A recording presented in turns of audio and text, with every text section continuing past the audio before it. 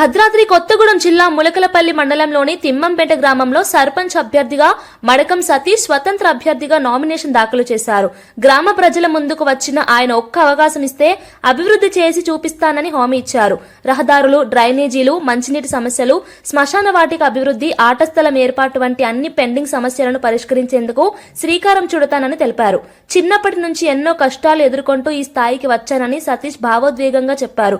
ప్రభుత్వాలు మారినా అభివృద్ధి అందని గ్రామాల పరిస్థితి మారాలంటే ప్రజల భాగస్వామ్యం అవసరమని చెప్పారు. గ్రామ పెద్దలు, యువత, మహిళల సూచనలు తీసుకుంటూ అందరం కలిసి గ్రామాన్ని ముందుకు తీసుకెళ్లాలని ఆయన పిలుపునిచ్చారు.